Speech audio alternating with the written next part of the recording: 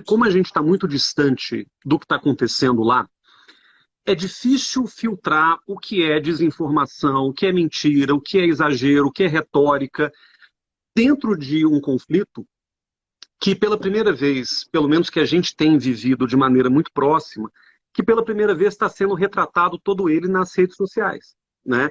Então não se trata de um conflito que a gente recebia É, notícia lá da CNN, que a gente recebia uma notícia do Washington Post no dia seguinte, né? Não é Vietnã, não é é Golfo, é outra verdade. coisa. E o que a gente faz como professores de relações internacionais, ciência política, que é uma área na qual eu transito já há muitos anos? A gente tenta filtrar aquilo que chega, né? Para que quem esteja nos assistindo agora e quem esteja acompanhando isso de outra forma não seja pego justamente nesse mar de desinformação que a gente vem vendo no conflito. Uhum. Pois bem, eu sempre começo a falar desse conflito, Leda, tentando entrar na cabeça do Putin. Não é um maluco, não é insano, não é suicida. Eu acho que muitas das interpretações que em geral são feitas sobre ele se esquecem de que ninguém fica 22 anos no poder no maior país territorial do mundo à toa. Então não se trata de um inconsequente, um moleque que está fazendo uma guerra só pelo seu bel prazer. Muito pelo contrário. Entrar na cabeça do Putin significa entender, Leda, o que tem de geopolítica nesse conflito. Por que a Rússia invadiu a Ucrânia? Qual que é o sentido disso, profundo? E Hum. você que acompanhou essa história da virada da União Soviética para a Rússia, a gente sabe bem que foi um momento muito traumático na vida de quase 200 milhões de pessoas. A gente estava falando de uma União Soviética que era o segundo império do mundo, uma potência nuclear, um país que Uhum. em certa medida, ditava as regras do mundo junto com os Estados Unidos, né? E que competia com eles por isso. Depois que a União Soviética acabou, a Rússia foi relegada, se não ao segundo, talvez ao terceiro plano das relações internacionais. A Rússia foi jogada, digamos, na lata de lixo da história, pelo menos ali nos anos 90, em que politicamente os russos ficaram completamente perdidos. Não sei se quem está nos ouvindo se recorda de uma imagem até estranha, pitoresca, né, de o Boris Yeltsin, o primeiro presidente da Rússia, bombardeando com tanques, Sim. né, o parlamento russo para poder fechá-lo, né, no momento em que a Rússia deveria estar celebrando a sua democracia. Eles não estavam conseguindo nem se resolver ali no executivo e legislativo. A Rússia entrou num caos econômico que, inclusive, repercutiu no Brasil, a famosa crise ali da desvalorização do real, do dólar em 99. Isso foi um reflexo da crise russa, que já vinha se consolidando, e a Rússia deixa de ser a grande potência que era para virar um país secundário, inclusive dentro da própria Europa. Né? Falava-se muito em G7+1, né, os 7 grandes países economicamente falando do mundo, e a Rússia entrava pela porta dos fundos, ou seja, tudo aquilo que a Rússia viveu nos anos 90 foi muito humilhante para a Rússia. Em parte, a razão pelo Putin ter chegado à presidência, vencido eleições após eleições, para não falar de fraude e outras coisas, que, claro, também houve, mas é o fato de que o Uhum. Putin trouxe para os russos uma certa segurança, um certo sentimento de reavivamento do que foi a Rússia do passado. Não necessariamente a União Soviética, não a ideologia comunista, mas a grandeza de um império que foi, durante 500 anos, o maior império territorial do mundo. Então existe um sentido profundo nisso que as pessoas muitas vezes ignoram, tratando Putin como um inconsequente, e se esquecem de que existe uma questão geopolítica profunda por trás a que o Putin vem diretamente responder.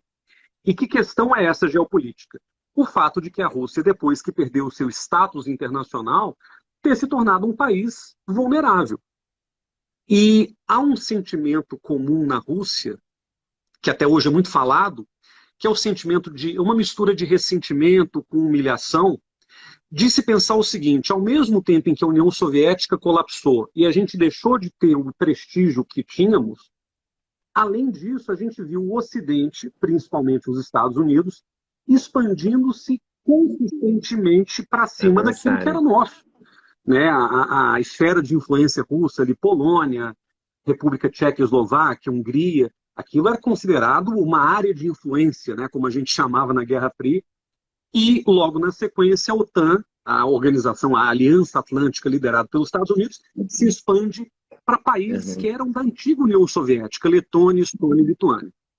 Aquilo tudo soou muito mal para os russos, porque eles se sentiram completamente preteridos desse novo mundo, né?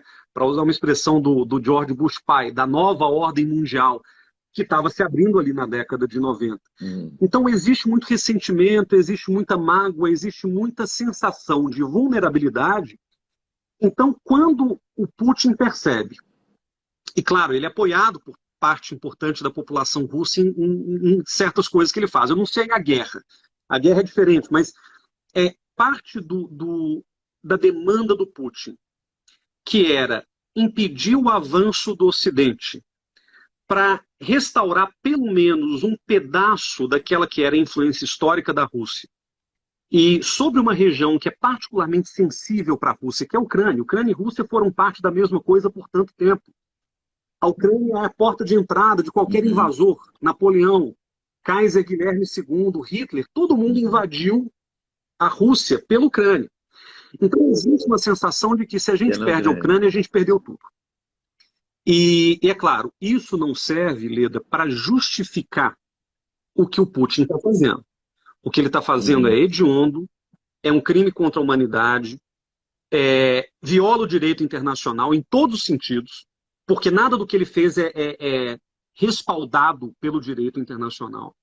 Mas a gente tem que entrar na cabeça dele e entender o que levou esse sujeito, que é presidente da Rússia, com intervalos ali curtos há 22 anos, o que levou esse cara a invadir um país enorme? A Ucrânia é do tamanho de Minas Gerais, a Ucrânia não é um pequeno país do leste europeu. A Ucrânia foi conhecida na sua história como o grande celeiro da Europa, porque dali de onde se produziam quase todos os grãos, né, o trigo principalmente, a Ucrânia é super industrializada. Por isso que a gente vai sentir muito o Brasil aqui ainda tem uma certa, já está sentindo, acho que tem um componente inflacionário que pega muito, né, que é muito sensível a um conflito como esse, porque mexe as chamadas cadeias produtivas, né, principalmente de alguns alimentos e produtos. Eu diria que o Brasil perde mais, Leda, depois eu volto a falar disso, na exportação. O grande problema do Brasil nesse momento, fora a instabilidade do dólar e etc., é o que a gente deveria vender para a Rússia, principalmente, e não vai conseguir porque está tudo travado. Porque não está vendendo. Mas existe um componente inflacionário. A gente ainda tem a opção de comprar trigo dos Estados Unidos, da Argentina, que é aqui do lado, mas existe uma questão de preço que nos afeta. Agora, a grande questão, pensando na guerra, é justamente essa. Do lado do Putin, do lado da Rússia, a gente está diante de uma guerra que para eles é de vida ou morte. Eu diria que é de vida ou morte em dois sentidos. É de vida ou morte para a Rússia, porque eles sentem que a Ucrânia é a última fronteira do que restou de influência, de defesa, de proteção da própria Rússia, mas é também de vida ou morte para o Putin. Porque desde que ele volta, o Putin ele teve uma passagem longa pela presidência de 2000 a 2008, ele sai e faz aquela manobra esquisitíssima com o sucessor, o Dmitry Medvedev, em que o Medvedev vira presidente e ele vira primeiro-ministro, num arranjo super combinado, e depois ele volta à presidência em 2012. Quando ele volta à presidência, uma das promessas que ele faz é justamente o de reviver a grandeza da Rússia. Ele começa a falar, por exemplo, uma coisa que ele não falava antes, que existe uma grande civilização russa. A gente tem que esquecer a União Soviética porque o negócio não é ideológico. Mas ele fala, por exemplo, muito numa civilização eslava, numa civilização ortodoxa. Ele pega a questão religiosa e traz para a discussão. Ele vai tentar montar uma ideia de uma Rússia imperial. Né? Ele não quer ser o Stalin, ele quer ser o czar Nicolau II, sei lá, ele quer voltar antes na história da Rússia para pegar uma grandeza de uma outra época. E desde que ele volta, portanto, à presidência em 2012, esse discurso vem muito forte. E ter controle sobre a Ucrânia, nesse discurso, é uma questão de sobrevivência política para ele também. Né? E a gente sabe, claro, e a gente sabe que ele, autocratas, e aqui eu não quero nem usar a palavra ditador porque a gente pode banalizá-la, né? Mas autocrata, ou seja, aquela pessoa que está governando de um jeito super centralizador, né, enfim, controlando toda a política ao seu redor, essa pessoa depende, em larga medida, para sobreviver, de manter as promessas que fez para poder se manter no poder, né? Então, diante de uma sanção aliás, diante de um conjunto de sanções que se arrasta desde 2014, quando a Rússia pegou aquele pedacinho da Crimeia, né, aquela península super estratégica no sul da Ucrânia. Até hoje, a Rússia vem passando por sucessivos problemas econômicos graças ao seu crescente isolamento da economia mundial. Então, no momento em que os russos estão passando dificuldade, em que a economia russa vive um momento tenso, difícil, vulnerável, um sujeito como Putin só sobrevive se ele consegue manter o discurso. E manter o discurso significou levar a Rússia, lamentavelmente, a uma guerra como aquela. Agora, tem um outro lado dessa história que a gente ouve com mais frequência do lado de cá do mundo. Eu lembro quando eu comecei a aparecer na imprensa falando disso, as pessoas até me chamaram de defensor do Putin, sabe, Leda? Do tipo, você defende o Putin, você está falando que ele está certo, mas eu não quero justificar em nenhum momento o que ele está fazendo. Mas existe um lado, que é o lado que a gente recebe mais né, aqui na imprensa ocidental e tal, que é a ideia de que, no limite, não se trata de um conflito geopolítico, mas de um conflito entre democracia e ditadura. É a leitura ocidental. O que incomoda o Putin, segundo essa leitura, não é a ameaça que a OTAN representa na sua expansão, os Estados Unidos, etc., mas sim a gente está falando de um ditador que tem medo de uma democracia na sua fronteira. E uma democracia consolidada. A Ucrânia, desde 91, quando ela se torna independente da União Soviética, ela teve vários presidentes, várias eleições. Não é uma democracia tranquila. Tem muito protesto, muita manifestação. Tem série agora no Netflix, né, o Winter on Fire, né, que é uma série que mostra justamente esse lado do que foram os protestos de 2014, o famoso Euromaidan. Então não é uma democracia tranquila, mas é um país que tem uma alternância de poder, né, e alguma funcionalidade das instituições que a Rússia não tem. Então, na visão ocidental, o problema não é o Putin se sentir ameaçado. O problema é o Putin sendo ditador, sendo um sujeito que tem medo da democracia, invadindo um outro país por ser democrático. Muito obrigada por ter assistido mais um vídeo no meu canal.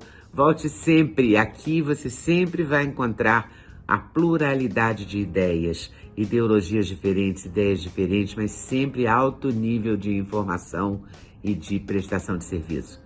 Eu espero você sempre aqui. Faça seu comentário, se inscreva no canal, dê seu like se você gostou e não deixe de voltar. Estou te esperando, com certeza, se Deus quiser.